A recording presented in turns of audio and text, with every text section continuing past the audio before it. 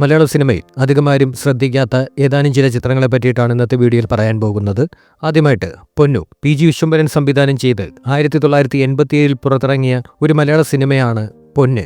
ജഗതി ശ്രീകുമാർ, ഇന്നസെന്റ്, തിലകൻ, അശോകൻ, ഷാരി, സിത്താര, ജയലളിത, കലാരഞ്ജിനി, വിനീത് തുടങ്ങിയ വലിയൊരു താരനിര തന്നെ ഈ ഒരു ചിത്രത്തിൽ വേഷമിട്ടിട്ടുണ്ട്. തിലകനും അശോകനും തകർത്ത് അഭിനയിച്ച ഒരു ചിത്രം കൂടിയാണിത്.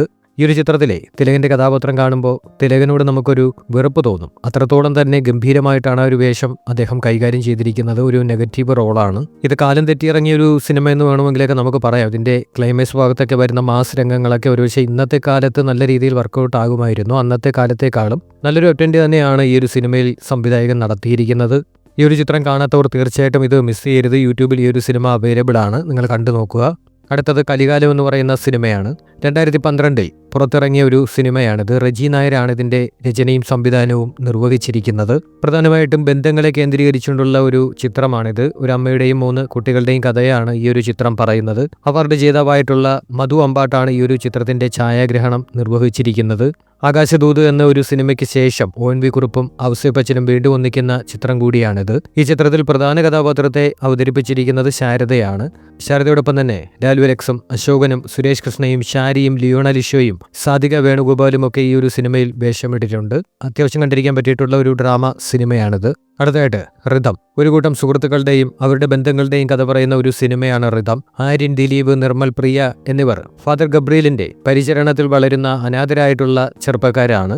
ഇവർ 4 പേരും ജന്മന അന്ധരും കൂടിയാണ്. പക്ഷെ ആരെയും ആശ്രയിക്കാതെ തന്നെ ജീവിതം നയിക്കാനാണ് ഇവർ ആഗ്രഹിക്കുന്നത്. അങ്ങനെ ഇവർ സ്വന്തമായി ഉപജീവനം തേടാൻ വേണ്ടി തീരുമാനിക്കുകയും വാടകയ്ക്ക് ഒരു വീടെടുത്ത് ജോലി ചെയ്യാൻ തുടങ്ങുകയുമൊക്കെ ചെയ്യുന്നു. എന്നാൽ ഇതിനുശേഷം ആര്യന്റെയും ദിലീപിന്റെയും മനസ്സിൽ പ്രിയ ഇടം പിടിക്കുകയും അവരവളെ പ്രണയിക്കാൻ തുടങ്ങുകയും ചെയ്യുന്നു. ഇതിനിടയിൽ ദിലീപിന് കാഴ്ചശക്തി കിട്ടുകയാണ്. അങ്ങനെ കാര്യങ്ങൾ ഒരു പുതിയ വഴിത്തിരിവിലേക്ക് മാറുകയും പിന്നീട് എന്ത് സംഭവിക്കുന്നു എന്നുള്ളതുമൊക്കെയാണ് ഈ ഒരു ചിത്രത്തിന്റെ കഥ.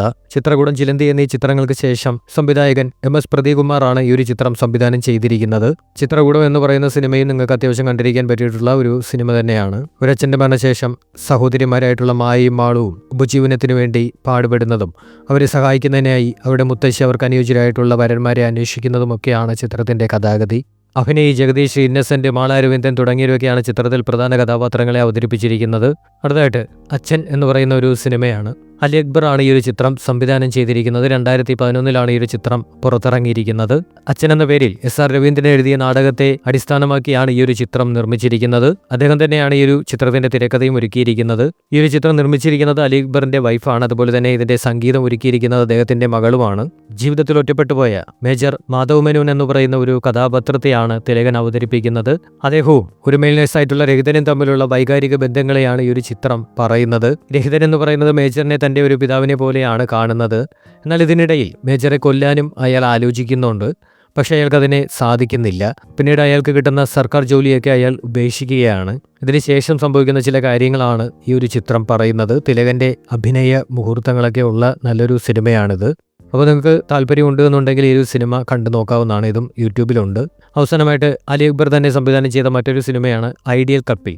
ഒരു റിയാലിറ്റി TV ഷോയിലെ മികച്ച ദമ്പതികളായിട്ട് സോഫിയയും ഭർത്താവ് നമ്പ്യാരും വിജയിക്കുകയാണ്. എന്നാൽ മുൻ മോഷ്ടാക്കളായിട്ടുള്ള ഒരു ആശാനും സംഘവും അവർക്ക് കിട്ടിയ സമ്മാനത്തുക തട്ടിയെടുക്കാൻ വേണ്ടി പദ്ധതിയിടുന്നതും തുടർന്നുണ്ടാകുന്ന സംഭവങ്ങളും ഒക്കെയാണ് ചിത്രം പറയുന്നത്. തിലകനും ഈ ഒരു ചിത്രത്തിൽ വേഷമിട്ടിട്ടുണ്ട്.